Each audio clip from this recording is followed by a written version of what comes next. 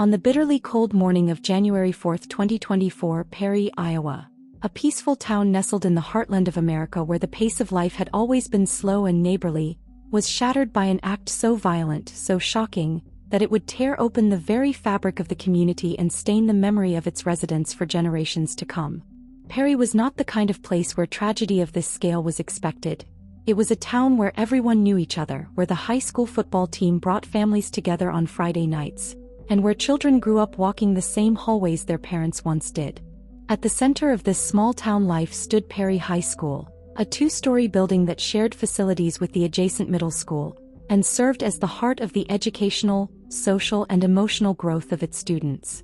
It was supposed to be a place of safety and normalcy.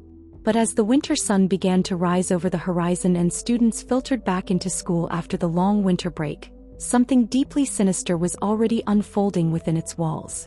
Dylan Jesse Butler, a 17-year-old student enrolled in Perry High School, was not a name that had ever sparked fear or notoriety.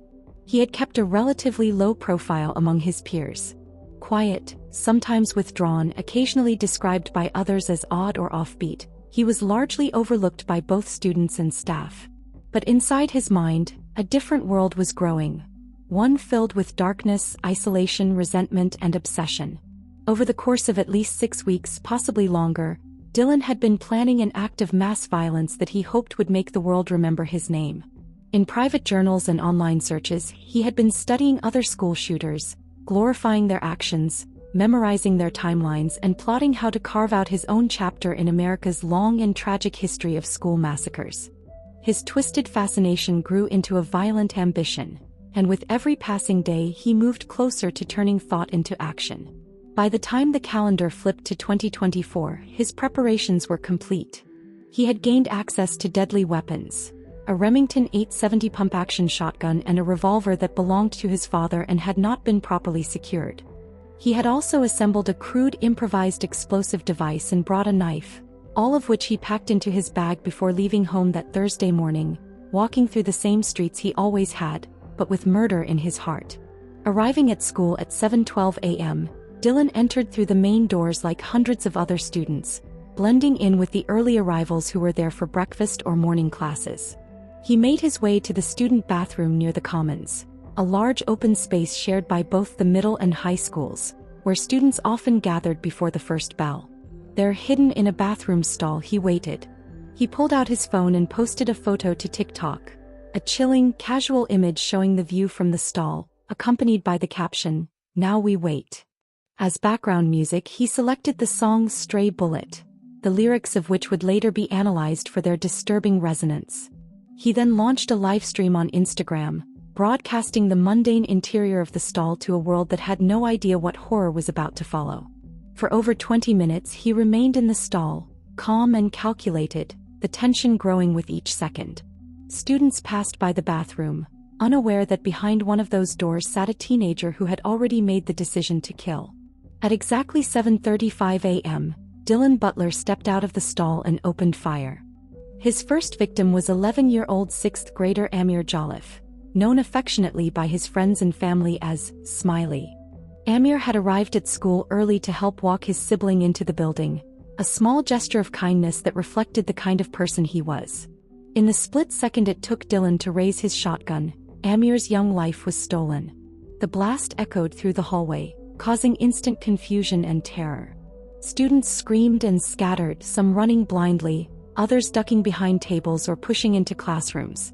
The next 4 minutes and 21 seconds were a blur of chaos and horror. Dylan walked through the Commons area, firing shot after shot, reloading the pump-action shotgun with deliberate calm, and targeting whoever happened to be within range. Teachers, many of whom had only just arrived, acted quickly to protect students, locking doors, urging them to hide under desks, turning off lights and blocking entrances with filing cabinets. Some students huddled in closets. Others texted their parents, whispering goodbyes or begging for help. Those who could ran, some barefoot, some covered in blood, many too afraid to look back. Within just 10 seconds of the first shot, Assistant Principal Brad Snogren triggered the Sears Alert System, a recently installed emergency protocol designed to immediately notify law enforcement and first responders.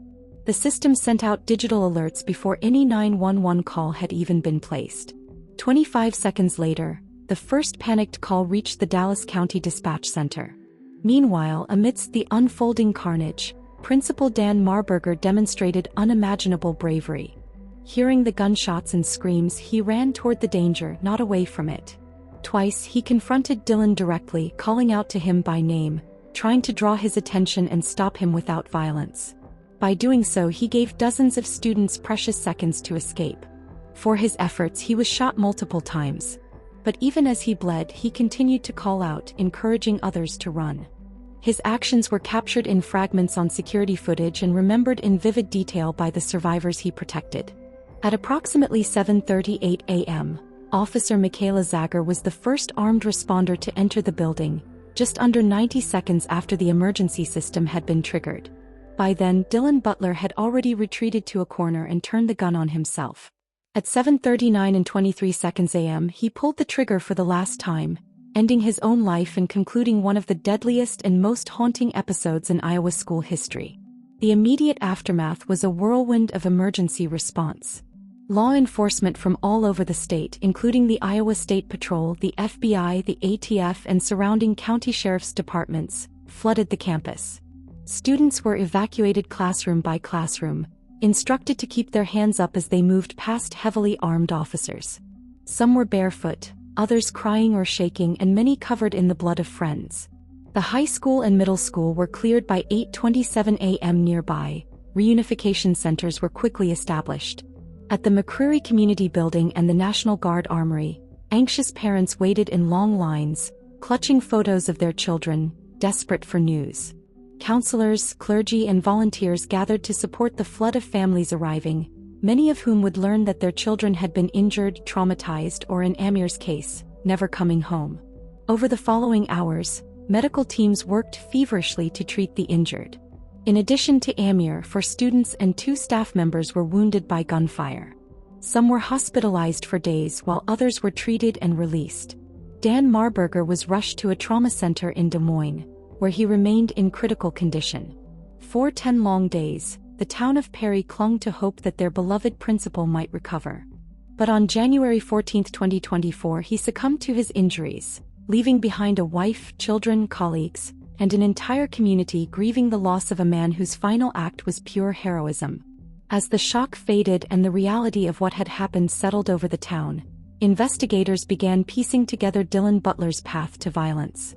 They pored through journal entries, text messages, search histories, and social media posts. What emerged was the picture of a deeply disturbed young man who had planned his attack in chilling detail. He had idolized school shooters like Eric Harris and Dylan Klebold. He had studied their methods, read their manifestos, and shared memes that celebrated mass murder. He had no specific targets in mind. He simply wanted to kill as many people as possible before taking his own life. Contrary to early rumors, investigators found no evidence of bullying or personal grievances that might have sparked the attack.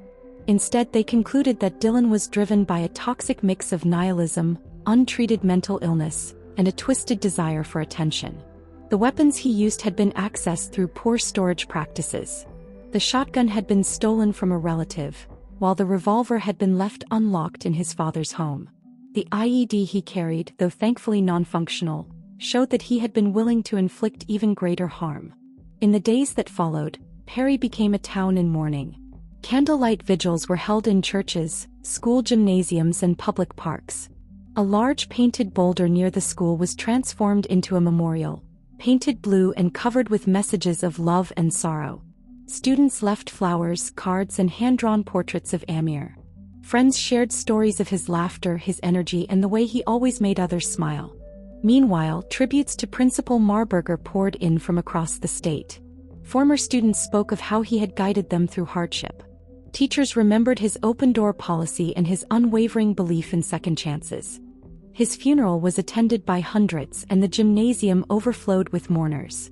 The governor ordered flags at half-mast. Lawmakers visited the community. National media descended upon the small town, broadcasting images of grief and resilience to a stunned country. As weeks turned into months, Perry began the long and painful process of healing. Classes resumed under heightened security. Mental health services were expanded. Students attended group therapy, while teachers received trauma-informed training. The district reviewed its safety protocols, its threat assessment procedures, and its support services for at-risk youth. Parents demanded better gun storage laws. Activists called for mental health reforms. Some demanded stricter gun control measures, while others called for arming teachers. But beyond the political debates and policy proposals, the town remained united in its grief. Every student who returned to that school building walked into a place that would never feel the same. Hallways that once echoed with laughter now carried the weight of memory.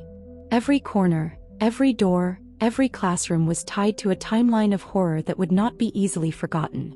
And yet, from the ruins of that day, something else began to take root. An unshakable sense of community, of shared sorrow and determination. The names of Ahmir, Jolliff and Dan Marburger were etched into the collective soul of Perry, not as victims but as beacons of love and bravery. Their lives inspired scholarships, mentorship programs, and memorials that would carry their legacy forward. In their honor, the town vowed to protect its children, to speak up sooner, to listen more carefully, and to never again overlook the warning signs of pain festering in silence. For Perry, January 4, 2024 would never just be a date.